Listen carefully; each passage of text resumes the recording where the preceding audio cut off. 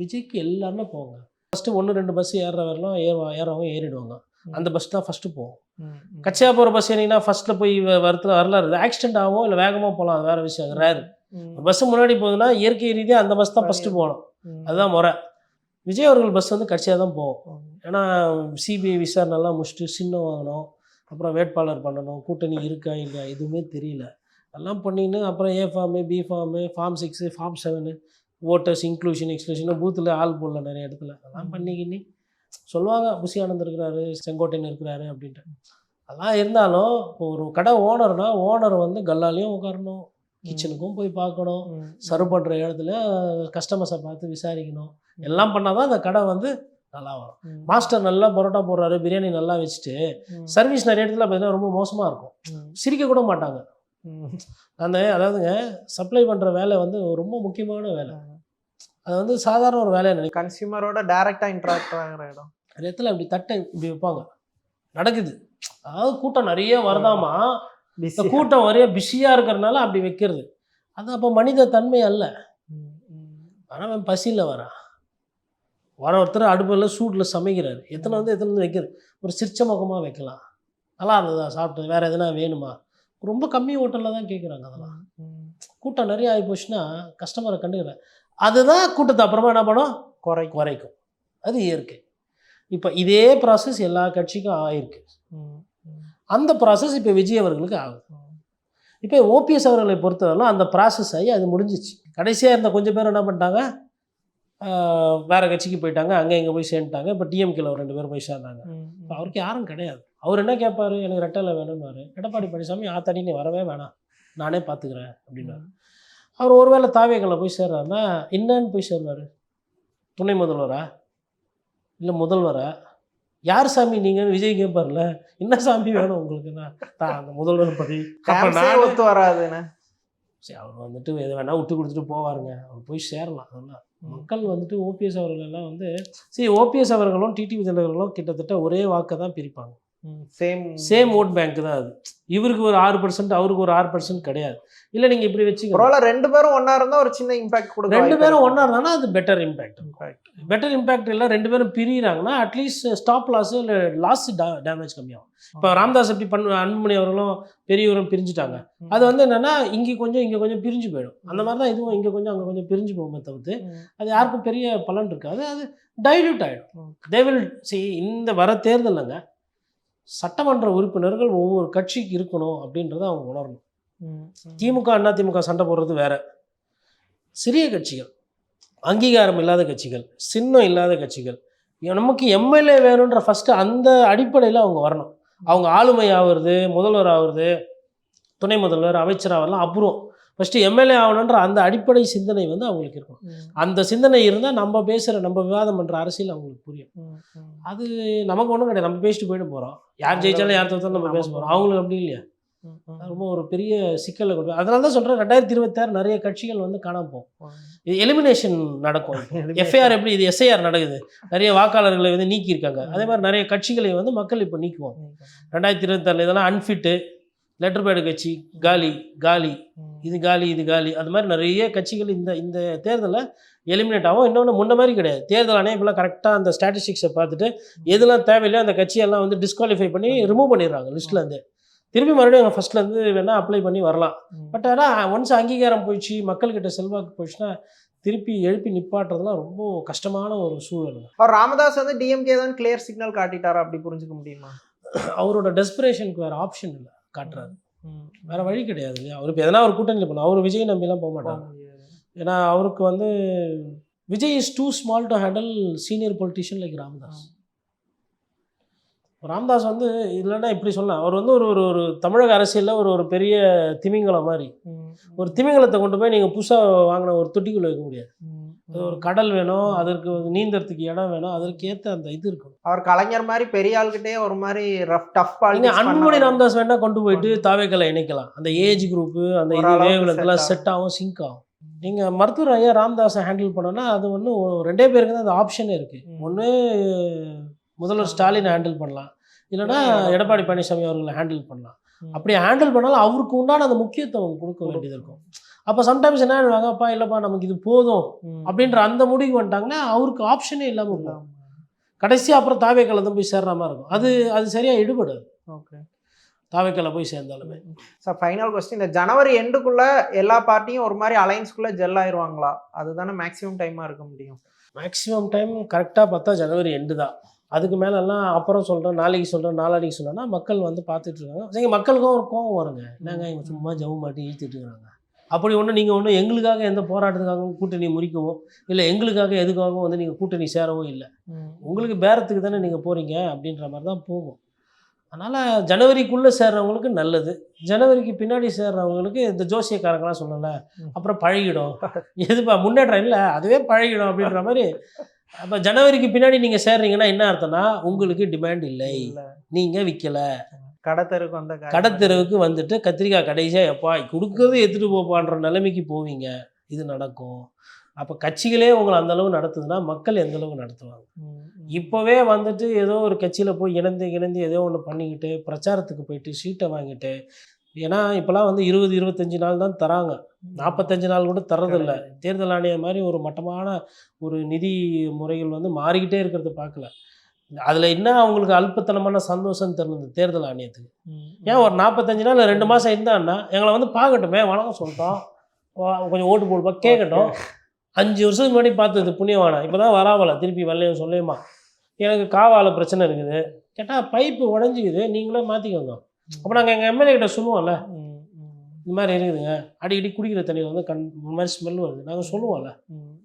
அதை வந்து நாளை குறைச்சி அவருக்கும் எங்களுக்கும் இருக்கிற பந்தத்தை பிரிக்கிறது எவ்வளோ கேவலமாக இருக்குது. அவர் எங்களுக்கு நட்பு பாராட்டி கூட எங்கள் வீட்டில் ஏதோ ஃபங்க்ஷன்னா வருவார்.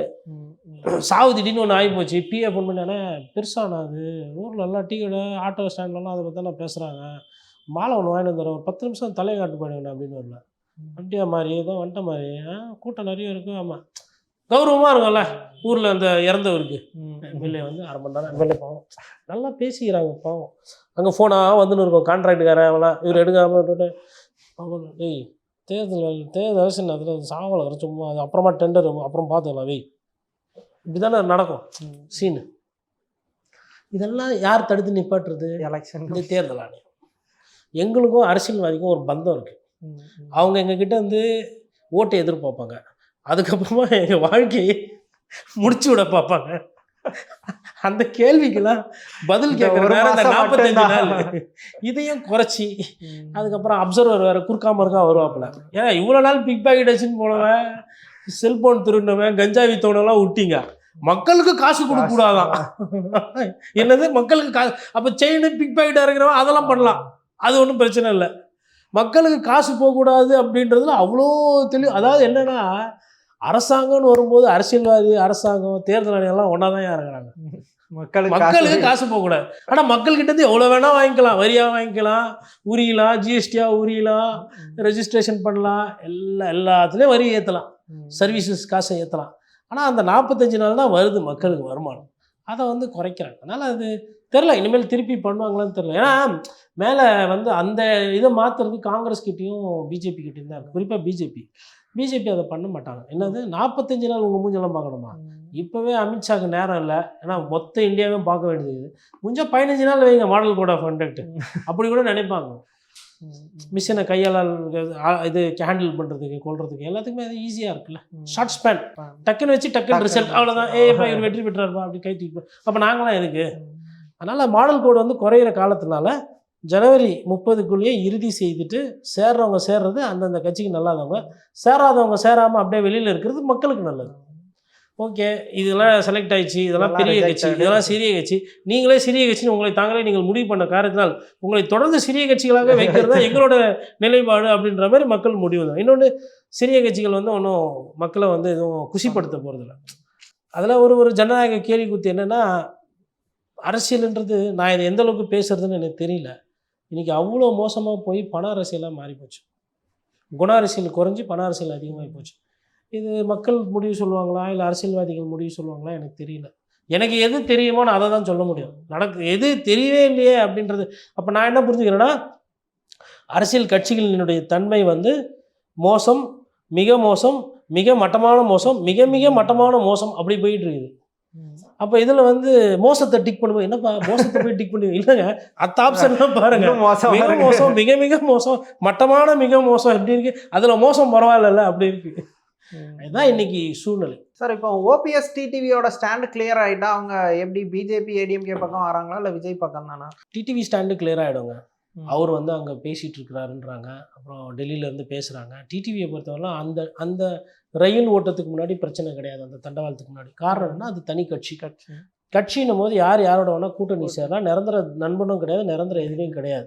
புரியுதா? அவர் வந்து என்டிஏ தலைமையில் நான் சேர்ந்துக்கிறேன், எனக்கு அதிமுகவோட வரும் இல்லை, நான் என்டிஏவோட கூட்டணி நான் வைக்கிறேன் அப்படின்னு சொல்லிட்டு வந்துட்டு கூட அவருக்கு உண்டான சீட்டை வந்து அவர் பெற்று பிஜேபியில் சொல்லி வாங்கி கொடுங்க சீட்டை, எத்தனை சீட்டோ அது நான் எனக்கு சின்ன இருக்குது, நீங்கள் ஒன்றும் ரெட்டலையும் கொடுக்க வேணாம், எதையும் கொடுக்க வேணாம், எனக்கு குக்கர் இருக்குது, நான் குக்கரை நம்பி என் பயணத்தை நான் தொடங்குறேன், எனக்கு தேவை திமுக வீட்டு அனுப்பணும், அவ்வளோதான்.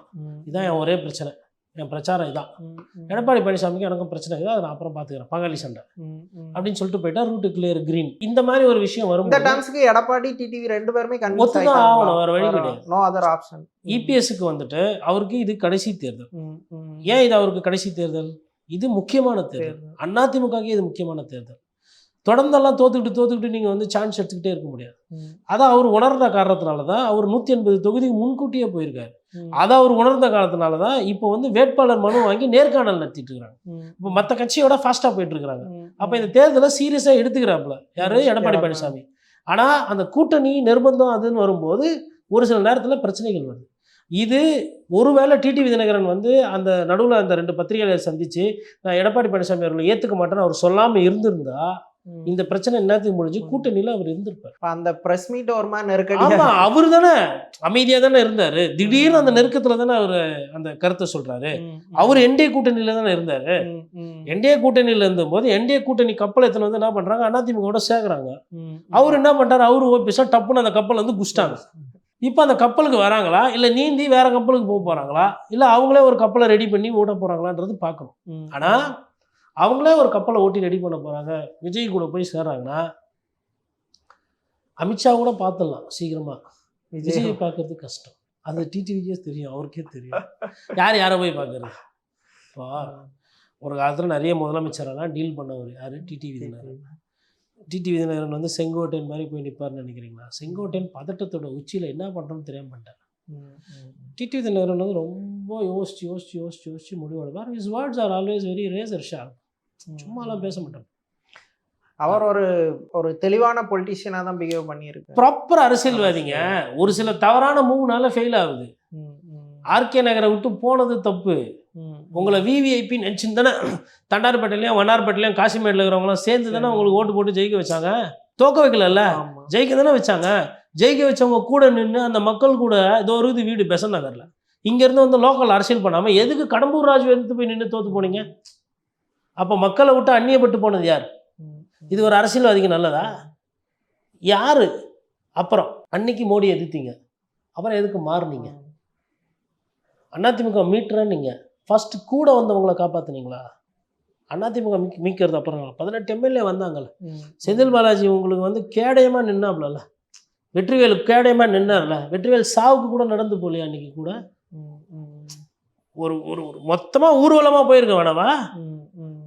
அந்த வெற்றிவேல் அன்னைக்கு மறைஞ்சதுக்கப்புறம் தானே இன்னைக்கு சென்னையில் உங்களுக்கு பெரிய பேச பொருள் இல்லை. அப்போ இதெல்லாம் மிஸ்டேக்ஸ் இல்லை. அப்புறம் சசிகலா அவர்கள் ஏன் அவங்க கூட வந்து நீங்கள் அன்றாட பழகி ஒரு நட்பையோ இல்லை உங்கள் கட்சிக்கு அவங்க தான்றதை நீங்கள் முன்னிறுத்த மாட்டேன்றீங்க? அவங்கெல்லாம் பண்ணுறாங்கன்னா அவங்களாம் வெளியாளு, இது சொந்தம் இல்லை. ஊருக்கு வந்து என் பார்வையில் ஊழல்வாதி, நான் அதை தான் பேசிகிட்டு இருக்கிறேன். உங்களுக்கு யார் அவங்க? நீங்கள் அவங்க இல்லைன்னா நீங்கள் யார்? ரியலாகவே சின்னம்மா, உண்மையிலே சின்னம்மா. அந்த சின்னம்மாவை நீங்கள் ஃபஸ்ட்டு நல்லா பார்த்துக்கிறீங்களா? இல்லை சின்னம்மா தலைமையில் நான் ஆட்சி அமைப்பேன்னு உங்கள் வாயிலேருந்து வருதா? இதெல்லாம் மிஸ்டேக் தானே. இதெல்லாம் பண்ணியிருக்கிறார். அப்போ என்ன சொல்கிறேன்னா, நான் தான் முன்னாடி லைனில் என்ன சொன்னேன், அறிவாளி, அழகான வார்த்தை சொல்லாடலுக்கு சொந்தக்காரர், பத்திரிகையாளர்லாம் நல்லா சந்திப்பார் சொன்னேன். அப்படி ப்ராக்டிஸ் பண்ணுறவங்களுக்கு மேட்ச் தோக்குது. நிறைய தப்பான டிசிஷன். வைகோ அவர்கள் செய்பாதியாக புலகிறாரு. யாரை? திமுகவா கலைஞர்கிட்டேருந்து பிரிக்கிறாரு. பிரிச்சுட்டு இவர் தான் மாவட்ட செயலர் வராங்க, அப்படி அப்படியே சாரசாரியா தொண்டர்கள் வர்றது, அப்புறம் நிர்வாகிகள், மாவட்ட செயலர், எம்எல்ஏ, எம்பி எல்லாம் வராங்க. தப்பான முடிவுகள். இங்கே கொஞ்ச நாள், அங்கே கொஞ்சம், அங்கே கொஞ்சம், நீங்கள் அப்படியே தாவுறது. இங்கேருந்து அங்கே, அங்கேருந்து இங்கே. தாவி தாவி தாவி தாவி மரமரமாக தாவி கட்சியில் நிரந்தரமாக ஒரு மரமும் இல்லாமல் போச்சு. இன்றைக்கி சின்னத்துக்கு சிக்கல். அப்படி பேச்சாளர். அது இன்னொன்று டைலூஷன். எதற்காக நீங்கள் நோக்கமாக வந்தீங்களோ, கட்சியை தொடங்கிங்களோ, அதனுடைய நோக்கமே இன்னைக்கு இல்லாமல் போச்சு. ஒன்று போய் சேர்ந்து சமசரமாகி அந்த நோக்கத்தை கொண்டுட்டீங்க. ரெண்டாவது உங்கள் கட்சியிலே இருக்கக்கூடிய மகன் அவர்களை முன்னிறுத்தி நீங்கள் வந்து அந்த கட்சிக்கு வந்து ஒரு பெரிய இது இல்லாமல் பண்ணுறீங்க. இப்போ துரை வைகோ தான் அதை 4 பேரை போய் பார்த்து மக்கள் கூட பிரச்சனை நின்று கொண்டு எதை நம்ம மக்கள்கிட்ட தானே துளைக்கிறோம், திருப்பி மக்கள்கிட்ட தான் அதை பெறணும். அந்த இடத்துல அந்த அரசியல்வாதியும் வரமாட்டாங்க. தங்களோட செல்வாக்கை இழக்கிறது மக்கள்கிட்ட. ஆனால் திருப்பி கட்சியில் போய் தேடுறாங்க அந்த செல்வாக்கை, கூட்டணியில் போய் சேர்றாங்க, ராஜ்யசபாவில் போய் தேடுறாங்க செல்வாக்கை. செல்வாக்கு எழுந்தது மக்கள்கிட்ட. நீங்கள் திருப்பி மக்கள்கிட்ட தான் வரணும். ஆனால் நீங்கள் என்ன பண்ணுறீங்க, அண்ணாரி வளையம் போகிறீங்க, அவை சண்முகம் சாலை போகிறீங்க, 10 ஜன்பத் ரோடுக்கு போகிறீங்க, இல்லைனா டெல்லி போய் பிஜேபி பார்க்குறீங்க, இல்லை கமலாலயத்துக்கு போகிறீங்க, இல்லைனா பனையூருக்கு போய் ஒதுங்குறீங்க. அது அல்ல, மக்கள்கிட்ட இருக்குது சக்தி. மக்கள் தான் உங்களை ஆளாக்குறாங்க. ஓபிஎஸோட ஸ்டாண்ட் என்ன மாதிரி சார் இருக்கும்? அது நீங்கள் இப்போ கேட்டிங்க, அது ரெண்டாவது பாது. ஓபிஎஸ் அவர்களுக்கு ரொம்ப கடினமான நேரங்க. ஓபிஎஸ்க்கு அதை கிட்டத்தட்ட முச்சு விடுற மாதிரி தான் அவங்களாம் பிளான் பண்ணுறாங்க. என்னென்னா இவர் வந்து ஸ்டேட்டஸ் கோ, அதாவது நிபந்தனையற்ற சேர்ப்பு அப்படிலாம் இவர் எதுவும் பண்ண மாதிரிலாம் அங்கேருந்து வரல. அவர் வந்து ஒரு சில பதவி கேட்குறாரு, முக்கியத்துவம் கேட்குறாரு, பழைய மாதிரி ஆகணும். அது எடப்பாடி பழனிசாமி ஆல்ரெடி இது முடிஞ்சு போன கேஸு. இது திருப்பி இது மறுபடியும் ரீலிட்டிகேஷன், இது திருப்பி வர பிரச்சனை அப்படின்ற மாதிரி அதில் தெளிவாக இருக்காங்க. ஒருவேளை கட்சின்னு ஆரம்பித்து போய் என்டிஏ கூட்டணியில் வந்தால் என்டிஏக்கு அவங்க சீட்டு கொடுத்துருவாங்க. அந்த சீட்லேருந்து அவருக்கு வேணுன்றதை பெற்று அவர் நிற்கலாம். ஓகே சார், தமிழ்நாடு அரசியல் குறித்து பல விஷயங்களை ரொம்ப விரிவாக பேசுனீங்க. நன்றி. நன்றி.